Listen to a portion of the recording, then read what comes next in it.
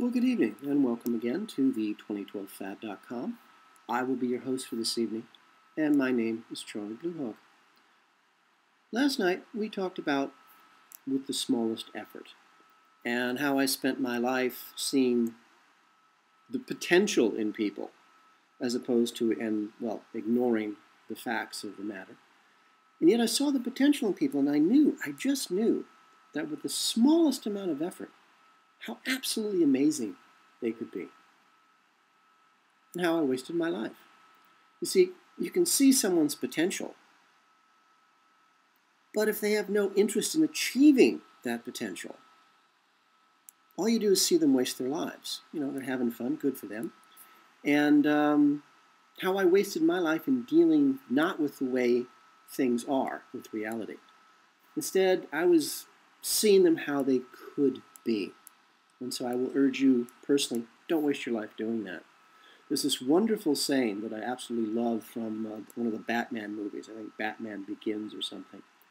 And the quote is, "It's not who I am inside. It is what I do that defines me." And as I've told people, I mean, Satan herself could show up, and if she's nice to people, she helps folks, she's good to everyone, she treats everybody fairly. I don't care if she's Satan. All I care nowadays is what people do. I don't care who they are inside. I don't care at all, because it's a waste of life. So I've wasted my life. Please, for the love of the goddess, don't you waste yours. And so tonight I thought we might chat about intelligence equals stupidity, at least in our culture, and how easy it is to fool, to trick, to lie to someone who's very intelligent. See, an intelligent person sees the world as possibilities and as certainties. The intelligent person sees the possibilities of how the world can be and sees the certainties of the world if we are all intelligent and we all work together for a common cause. It never occurs to an intelligent person that anyone would select hatred over love. It doesn't occur to an intelligent person that someone would throw their life away.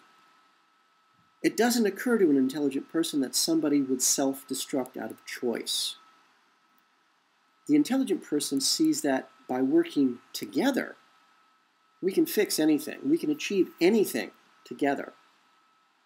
And so it's so easy to fool intelligent people, because it never occurs to an intelligent person that anyone would lie about simple things, or even about important things. It's not logical, it's not reasonable, and therefore it cannot happen.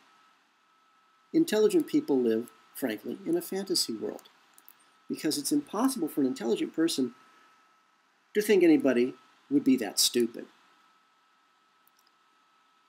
A good example, a very intelligent friend of mine used to work for the CIA. He is and was one of the good guys. And because he was very honest, very hardworking, a real achiever, he really believed in the American dream. He believed that America was, what's the Superman saying? Not liberty and justice for all, but the other one. Truth, justice, and the American way. My friend actually believes in America. He's a true patriot, and he's a good guy. Plus, he's unbelievably brilliant. And because he was unbelievably brilliant and just a genius at his job, he was, of course, targeted by the morons who now control the CIA, and they destroyed him. They set him up, and 3 years later, they pulled the plug on him, destroying him, his family, his way of life. And they left he and his family for dead. They abandoned them in the streets of Rome. Not only did the CIA, the morons at the CIA, destroy this brilliant, beautiful man's life and that of his family, they left him in the street to die in another country. As a consequence, I'm helping this friend of mine write his book, the real-life story of the tragedy of his life, and then we're going to turn it into a screenplay. And strangely enough, there's a tremendous amount of interest in this man's story from China, from producers and directors, and one major Chinese actress is very interested in the project. But as an intelligent man, he was so easy to set up. He was so easy to use, and then he was so easy to fire. He was so easy to destroy. And the morons at the CIA did it without a second thought. As an intelligent man, my friend went to the U.S. Embassy in Rome for help. He was ignored. As an intelligent man, he went to the CIA bureau chief in Rome and he was thrown out of the office. He says, not my problem. Somehow they managed to get back to the States. That's another long story you can read about in this book.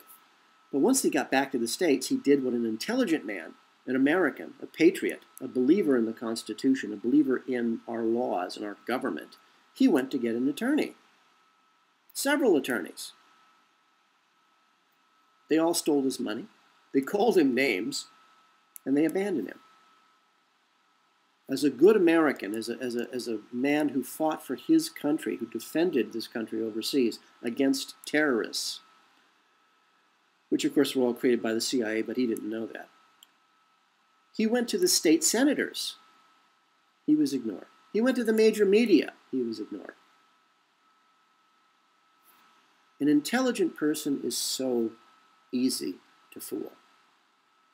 Because my friend's story goes on. And he did, as an intelligent man, as a good American, as a patriot, he knew that the laws and justice and truth were on his side, and that when he would get the monies that he was owed, because they owed him a lot of money, and he and his family would be okay. He knew that, and it never happened. As an intelligent man, as an American, he knew that the law was on his side. As an intelligent man, as a good American, as a patriot, as a warrior defending this country, he knew America was the land of justice, and he knew that truth would prevail. It never has. As an intelligent man, he knew that the law, he knew that the government was on his side. And they turned their backs on him. And so to be intelligent, to see the reasonable ways people should behave, the way things should happen, the way that we would, quote unquote, all expect things to be done. He's stupid. Because all the things that we know, none of them are true. All of these things don't exist. None of these things are real. I threw away the last 40 years of my life trying to help you. Because I knew that when the time came and you could no longer ignore reality, you would stand up and say, okay, Charlie, let's get this done. No, it was a fantasy I no longer have. In our society, to be intelligent, to think and to reason, to be logical, to see that attacking a nuclear power plant in Japan with HAARP, which is one of the many things that HAARP does, it's one of the things it can do, is it's an earthquake weapon. They attacked Japan twice. And now there's radioactivity spilling into the seas and into the air. That's not logical, and therefore nobody would do it. Who would do that? I wouldn't do that, therefore nobody else would. The HAARP weapon has been used on Japan twice, and now radioactive waste is spilling into the Pacific Ocean. And radioactivity is spreading across the western coast of the United States even as we speak.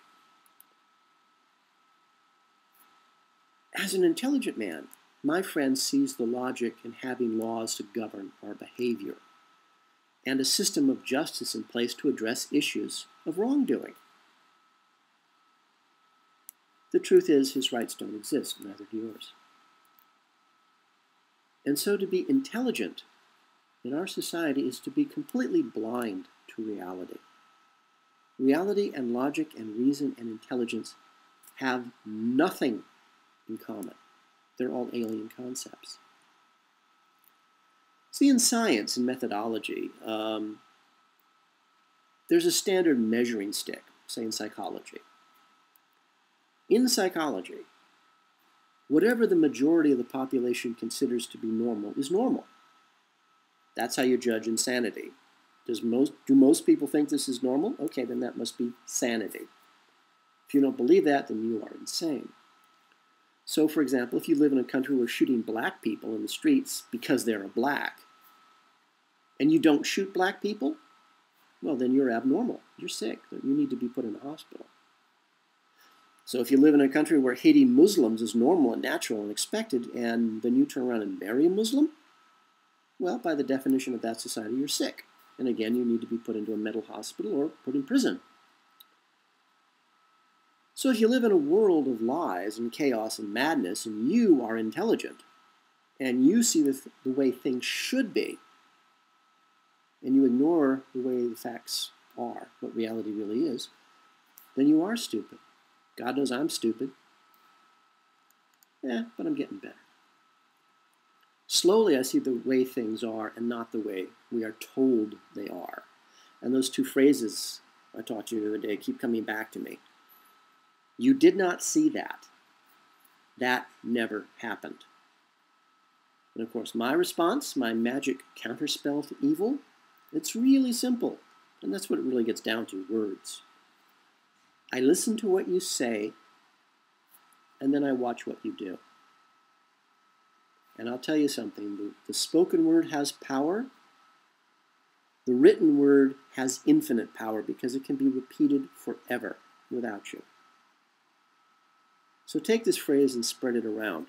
I listen to what you say, then I watch what you do. Write it down, spread it around the internet. Let's counter some evil for a change. What the heck, we're here. Let's spend a few minutes doing it. And as always, I'm hoping that there are a few more people just like you and I who feel the way that you and I do. And perhaps we'll have a chance at the village.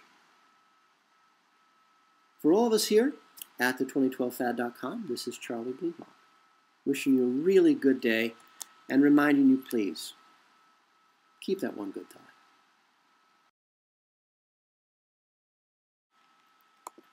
The 2012 Fad is brought to you by Coffee and Blood, Love Letters Between the Dead, a series of 5 erotica horror novels about a fallen angel finding his way back to regain his own soul, and how the CIA war against the human race, their black magic, captures and traps him in the body of a mind-controlled slave designed to hunt down and to kill their god, their Satan.